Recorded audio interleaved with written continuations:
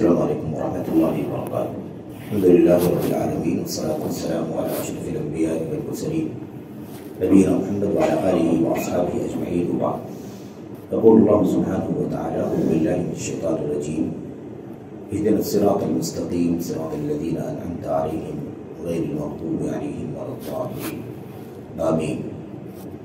سورۃ الفاتحہ کی یہ اخیر کی جو آیتیں ہیں، 3 آیتیں جو ہمارے مصحف میں 2 آیتوں کی شکل میں لکھی ہوئی ہیں، ان آیات میں اللہ تبارک و تعالیٰ نے اس بات کو بیان فرمایا ہے کہ ہم اللہ تبارک و تعالیٰ سے ان لوگوں کے راستے کی دعا کریں جنہیں اللہ تبارک و تعالیٰ نے اپنی نعمتوں سے نوازا ہے، ہدایت کی نعمت، اطاعت کی نعمت سے نوازا ہے، اور یہ راستہ صراط مستقیم کہلاتا ہے۔ ان لوگوں کے راستے سے بچنے کی اللہ تبارک و تعالیٰ سے دعا کریں جن پر اللہ تعالیٰ کا غضب ہوا ہے اور جو ضلالت اور گمراہی کی راہ پر چل رہے ہیں۔ صحیح بخاری میں حضرت رسول کریم صلی اللہ علیہ وسلم سے جو بہت ساری روایتیں ہمیں ملتی ہیں، ان میں ایک چیز بہت زیادہ عام ہے کہ ایک طرف تو ہم یہود اور نصارہ سے اور ان کے راستوں سے بچنے کے اللہ تبارک و تعالیٰ سے دعا کرتے ہیں، لیکن اس امت کے بارے میں یہ بات اللہ کے نبی نے فرمائی ہے کہ یہ امت یہود و نصارہ کی مشابہت اختیار کرے گی، ان کے راستوں پر چلے گی۔ وہ جہاں جہاں جائیں گے، یہ امت یا اس امت کے کچھ لوگ ان کی پیروی کرتے ہوئے ان کے پیچھے پیچھے وہاں جائیں گے۔ تو یہ اللہ کے نبی صلی اللہ علیہ وسلم کی کئی ایک حدیث کے اندر مسئلہ موجود ہے۔ صحیح بخاری کی ایک روایت میں زید بن عامر بن نفیل کا ایک واقعہ موجود ہے، کتاب مناقب الانصار میں امام بخاری نے نقل فرمایا ہے۔ اس میں یہ ہے کہ زید بن عامر بن نفیل ملک شام گئے۔ ہم جانتے ہیں کہ ملک شام انبیاء علیہ السلام کی بستی ہے، اور بہت بڑی تعداد میں انبیاء علیہ السلام اس بستی میں، اس علاقے میں مرموز کیے گئے جسے ہم فلسطین کہتے ہیں، اور پورے خطے کو شام کہا جاتا ہے۔ شام گئے اور اس نیت سے گئے کہ کوئی دین جو قابل اطمینان ہوگا، ہمارے حق میں بہتر ہوگا، اللہ کی رضا اس دین میں حاصل ہوگی، وہ دین معلوم پڑ جائے۔ وہ علماء کا علاقہ ہے، انبیاء کی بستی رہی ہے، بڑی تعداد میں وہاں پر علماء احبار موجود ہیں، یہودیوں کے، عیسائیوں کے بڑے بڑے پادری وہاں میں موجود ملیں گے۔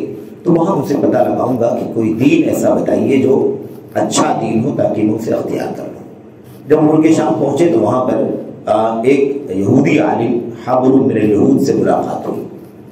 حبر یہودی عالم سے ملاقات ہوئی اور انہوں نے اس سے پوچھا کہ میں اپنے اوپر اس بات کو لازم کر لیتا ہوں کہ میں آپ مجھے کوئی دین بتائیے جسے میں اختیار کروں گا۔ تو اس یہودی عالم نے کہا کہ دیکھیے، آپ اگر ہمارا دین اختیار کریں گے تو آپ کو لازماً اللہ تبارک و تعالیٰ کے غضب کا ایک حصہ برداشت کرنا پڑے گا۔ آپ کو ایک حصہ، ایک نصیبہ اللہ تعالیٰ کے غضب کا جھیلنا پڑے گا، کیونکہ ہمارے دین کے بارے میں یہی معاملہ ہے جو قرآن کریم میں اللہ تبارک و تعالیٰ نے بتایا۔ اب سوچیے، یہودی عالم ہے، اسے یہ پتہ ہے کہ اللہ کے نبی محمد صلی اللہ علیہ وسلم کی صفات کا تذکرہ ان کی کتابوں کے اندر موجود ہے، رسالت کا، بہت سارے شمائل کا، بہت ساری خوبیوں کا، حلیے کا، نبی کریم صلی اللہ علیہ وسلم کے آپ کی سچائی کا سب تذکرہ موجود ہے یہود کی کتاب تورات کے اندر بھی اور انجیل کے اندر بھی۔ اس یہودی عالم نے کہا کہ اگر آپ ہمارا دین اختیار کریں گے تو آپ کو ایک حصہ غضب کا برداشت کرنا پڑے گا۔ تو زید بن عامر نے کہا کہ نہیں، یہ تو بہت مشکل بات ہے، میں اللہ کے غضب سے تو بچنا چاہتا ہوں، اللہ کے غضب سے ہی بچنا چاہتا ہوں، اللہ کے غضب سے میں بھاگ رہا ہوں، بچنا چاہتا ہوں، اور اللہ کے غضب کو برداشت کیسے کر پاؤں گا؟ میں کیسے؟ لا استطیع غضب الرب، میں اللہ تبارک و تعالیٰ کے غضب کو برداشت نہیں کر پاؤں گا۔ تو اس یہودی عالم نے کہا کہ تب تو آپ کو حنیف بننا پڑے گا۔ حنیف آپ جانتے ہیں، سارے معبودان باطلہ سے کنارہ کشی اختیار کر کے، دور ہٹ کر کے ایک اللہ کی طرف مائل ہو جانا۔ تو اس نے کہا کہ اچھا، تو حنیف والا دین کون سا ہے؟ تو کہا کہ وہ ابراہیم خلیل اللہ علیہ السلام کا دین ہے۔ جو میں یہودی تھے نہ عیسائی تھے، بلکہ اللہ تبارک و تعالیٰ کی خالص بندگی کرنے والے تھے۔ اس کے بعد وہ آگے بڑھا، اس نے سوچا کہ اور لوگوں سے پتہ لگا لوں، کسی اور عالم سے ملاقات ہو جائے۔ تو اسے ایک پادری سے، ایک راہب سے ملاقات ہوئی، اور اس سے بھی اس نے یہی سوال کیا کہ آپ مجھے کوئی دین بتائیے تاکہ میں عمل کروں، اس کا پابند بن جاؤں، اس پر عمل کروں۔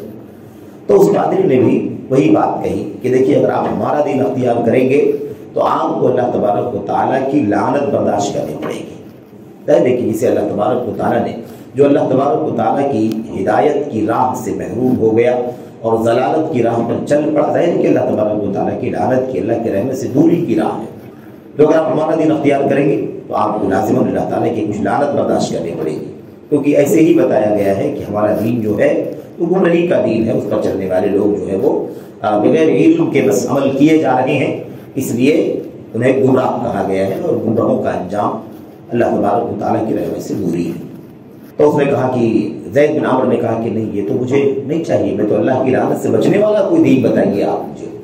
تو اس نے بھی وہی جواب دیا کہ تب تو آپ کو حنیف بننا پڑے گا، جو ابراہیم علیہ السلام کا دین ہے، جو نہ یہودی تھے نہ عیسائی تھے، بلکہ وہ حنیف تھے، مسلمان تھے، صرف ایک اللہ تبارک و تعالیٰ کی عبادت کرتے تھے، انہیں سارے معبودان باطلہ سے کنارہ کشی اختیار کر لی تھی۔ تو یہ واقعہ صحیح بخاری کے اندر امام بخاری نے نقل فرمایا ہے۔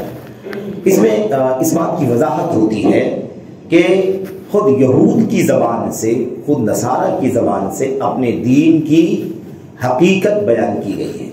یہودی عالم نے کہا کہ ہمارا دین اللہ کی غضب کا دین ہے، عیسائی پادری نے کہا کہ ہمارا دین اللہ تبارک و تعالیٰ کی لعنت کا دین ہے، اور دونوں نے کہا کہ اگر آپ اللہ تعالیٰ کی غضب سے، اللہ کی لعنت سے بچنا چاہتے ہو تو ابراہیم خلیل اللہ علیہ السلام کا دین، دین حنیف اختیار کرو، اور وہ اسلام ہے۔ ان ابراہیم کان امۃ قانتا للہ حنیفا ولم یکن من المشرکین۔ ابراہیم علیہ السلام، میرے بھائی، یہودی عیسائی مشرک کچھ نہ تھے، ایک اللہ تبارک و تعالیٰ کی طرف مائل ہونے والے تھے، تنہا ایک امت تھی، ساری دنیا سے بغاوت مول لے لی، جو شرک کی راہ پر چل رہے تھے اور خالص توحید کے راستے پر چلتے رہے، ساری مشقتیں اور پریشانیاں برداشت کی اس توحید کی راہ میں۔ بہرحال ایک بات تو یہ ہو گئی کہ یہ انعام یافتہ لوگوں کا راستہ ہے، اور یہودیت اللہ کی غضب کے ماروں کا، اور عیسائیت ضلالت اور گمراہی کا، اللہ تبارک و تعالیٰ کی لعنت کا۔ یہ خود اہل کتاب کی زبان سے بھی یہ بات ہمارے سامنے آتی ہے۔ اللہ کے نبی صلی اللہ علیہ وسلم کی حدیث میں وہ جو بات بار بار آئی ہے کہ میری امت کے کچھ لوگ لازماً ضروری طور پر اہل کتاب یہود و نصارہ کی پیروی کریں گے۔ اس حوالے سے آپ دیکھیں حضرت امام سفیان ثوری رحمۃ اللہ علیہ، جو بھی کہ امام ہیں، عالم ہیں اور کتب ستہ کے راوی ہیں، سفیان بن عیینہ بیان فرماتے ہیں من فسد من علمائنا ففیہ شبہ من الیہود ومن فسد من عبادنا ففیہ شبہ من النصارى۔ کہتے ہیں کہ ہمارے علماء میں سے جو لوگ بگڑے ہیں، ہمارے علماء میں سے جن میں فساد آیا ہے، بگاڑ آیا ہے، ان میں یہودیوں کی مشابہت پائی جاتی ہے۔ اور بہت عظیم الشان بات، بہت گہری بات امام سفیان رحمۃ اللہ علیہ نے فرمائی کہ ہمارے علماء میں سے جو لوگ بگڑ گئے ہیں ان کے اندر یہودیوں کی مشابہت پائی جاتی ہے، اور ہمارے عبادت گزاروں میں سے جن میں بگاڑ آیا ہے ان میں نصارہ کی مشابہت پائی جاتی ہے، عیسائیوں کی، کرسچنز۔ کیسے؟ ہم نے یہ بات جان لی ہے، المغضوب علیہم، اللہ تبارک و تعالیٰ کی غضب کے مارے ہوئے یہودی۔ کیوں اللہ تعالیٰ کا غضب ہوا ان کے اوپر؟ کیونکہ ان کے پاس علم تھا، علم کے باوجود عمل نہیں کیا، علم کے باوجود عمل نہیں کیا۔ آپ دیکھیں، جانتے تھے اللہ کی توحید، جانتے تھے نبی علیہ السلام کی رسالت، جانتے تھے آپ کی صفات کو، سب کچھ جانتے تھے، لیکن حسد کی وجہ سے تسلیم نہیں کیا۔ حسد من عند انفسہم، حسد کی وجہ سے ان کا سوچنا یہ تھا کہ تو ہم جانتے ہیں کہ ایک نبی محمد صلی اللہ علیہ وسلم مستقبل میں نبی بن کر کے آئیں گے، تشریف لائیں گے، لیکن ہمیں یہ بات، اس بات کا اندازہ نہیں تھا کہ وہ بنو اسرائیل میں سے نہیں ہوں گے، بلکہ بنو اسماعیل میں سے ہوں گے، وہ عرب میں سے ہوں گے، وہ حضرت اسماعیل کے خاندان سے آگے۔ ہم تو سمجھتے تھے کہ سب یعقوب کی نسل سے سارے انبیاء علیہ السلام آئے ہیں، تو وہ اسی نسل سے ہوں گے۔ تو صرف اس لیے کہ وہ ان کے خاندان کے نہیں ہیں، ان کے نسل کے نہیں ہیں، اس لیے انہوں نے حضرت محمد رسول اللہ صلی اللہ علیہ وسلم کے بارے میں سب کچھ جاننے کے باوجود بھی عمل نہیں کیا، اپنی یہودیت پر اور اپنی اسی راہ پر چلتے رہے جسے اسلام نے ختم کر دیا ہے، منسوخ کر دیا ہے۔ تو اب اگر مطلب کیا نکلا کہ علم کے باوجود عمل نہ کرنا یہ یہودیوں کا شیوا ہے.